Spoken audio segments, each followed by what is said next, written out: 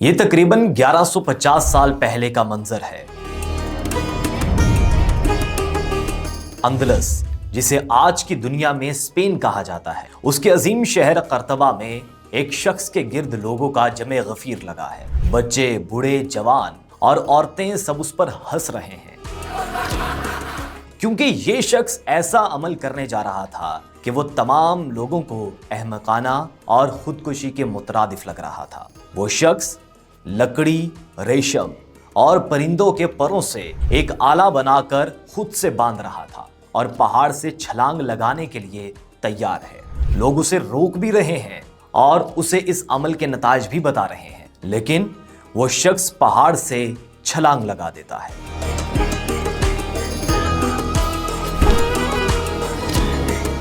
اور پھر ایک ایسا منظر سامنے آتا ہے کہ لوگ انگلیاں منہ میں دبا لیتے ہیں۔ وہ شخص ہوا میں پرندے کی طرح اڑنا شروع کر دیتا ہے، لیکن لینڈنگ کے دوران وہ گر جاتا ہے اور اس کی پسلیاں ٹوٹ جاتی ہیں۔ یہ کوئی شعبدہ بازی یا پاگل پن نہیں تھا، بلکہ یہ دنیا کے عظیم ترین مسلم سائنسدان کا تجربہ تھا، جس سے انہوں نے ہوائی جہاز بنانے کا نظریہ پیش کیا۔ انہوں نے اس تجربے کے بعد اعتراف کیا کہ لکڑی، ریشم اور پرندوں کے پروں سے بنائے جانے والے آلہ میں اگر پرندوں کی طرح دم بھی لگا دی جائے تو وہ لینڈنگ بھی آسانی سے کر لیتے ہیں۔ انہوں نے تجربے کے دوران خود کو زخمی تو کروا لیا، لیکن دنیا کو ہوائی جہاز کا وہ آئیڈیا دے گئے جس سے پوری دنیا آج گلوبل ولیج بن گئی ہے۔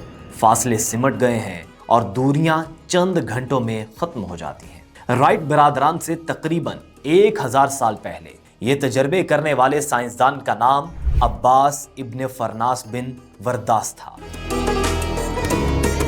عباس ابن فرناس کو دنیا کا پہلا پائلٹ ہونے کی وجہ سے جانا جاتا ہے۔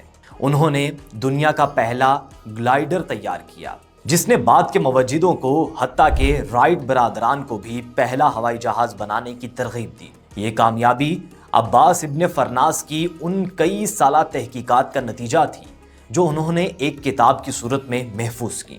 ایک دن عباس ابن فرناس نے پیراشوٹ کے پہلے تجرباتی چھلانگ کو دیکھا اور اس کے بعد اگلے 23 برس تک پرواز کی فطرت کا گہرائی سے مطالعہ کیا۔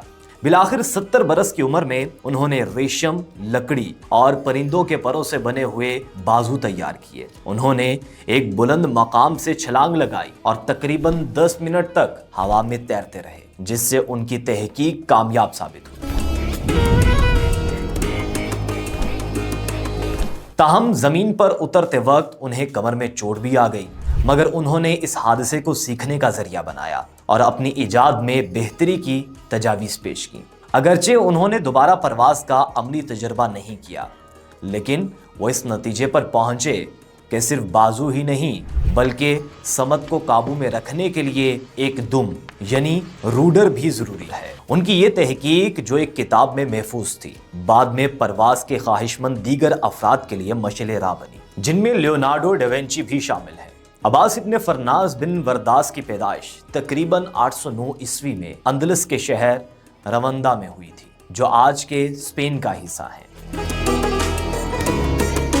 یہ وہ دور تھا جب اندلس علم، تحقیق اور تہذیب کا عملی مرکز بن چکا تھا، بلکہ یوں کہہ لیجئے کہ عباس ابن فرناس کی پیدائش اسلامی سنہری دور میں ہوئی، جو تقریباً 7ویں صدی کے وسط سے 13ویں صدی کے وسط تک پھیلا ہوا تھا۔ یہ وہ زمانہ تھا جب دنیا بھر کے مسلمان فلاسفر، شاعر، فنکار، تاجر اور علماء معیشت، سائنس اور ٹیکنالوجی کی ترقی میں نمایاں کردار ادا کر رہے تھے۔ عباس ابن فرناس نے ٹیکنالوجی اور ایجادات کے میدان میں نمایاں خدمات انجام دی اور یہی خدمات اسلامی سلطنت کی مضبوط ہونے کا سبب بنی۔ عباس ابن فرناس کی ابتدائی زندگی کے بارے میں معلومات بہت کم ہیں۔ وہ کون تھے، کیا تھے، ان کا حسب نسب کیا تھا، ان کے آباء و اجداد کون تھے، ان سے زیادہ ان کی خدمات پر ان کو جانا جاتا ہے۔ پورے قرطبہ میں ان کا نام عزت و تکریم سے لیا جاتا تھا۔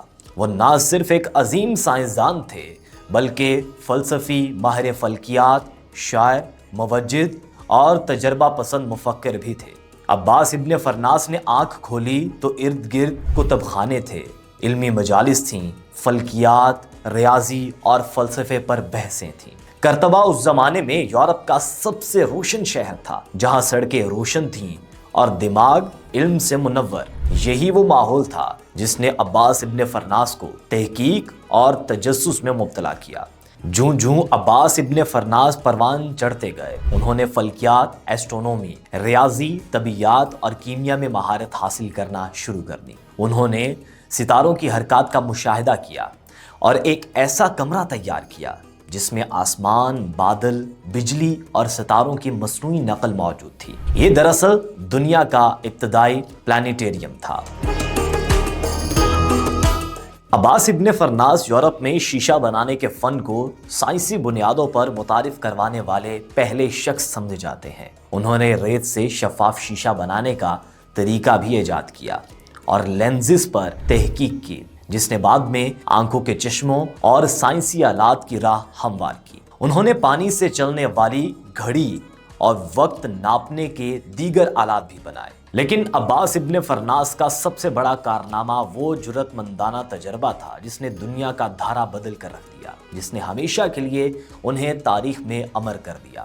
70 سال کی عمر میں پہاڑ سے کود کر 10 منٹ تک ہوا میں اڑتے رہنے کا تجربہ شاید رائٹ برادران بھی نہ کر پاتے۔ ان کی ذہانت کا چرچا اس وقت کے اموی خلفاء تک پہنچا، جس کی وجہ سے انہیں شاہی دربار تک رسائی حاصل ہوئی۔ انہیں حکیم الاندلس کا لقب دیا گیا کیونکہ وہ ہر فن میں مہارت رکھتے تھے۔ عباس ابن فرناس کا انتقال 887 عیسوی میں ہوا۔ وہ جسمانی طور پر تو اس دنیا سے چلے گئے، لیکن ان کا خواب آج ہر اڑتے ہوئے جہاز کی صورت میں زندہ ہے۔ عباس ابن فرناس کی خدمات کو آج بھی یاد رکھا جاتا ہے۔ بغداد میں ایک ہوائی اڈہ ان کے نام سے منسوب ہے، جبکہ کرتبہ میں ان کے نام پر ایک پل قائم کیا گیا ہے۔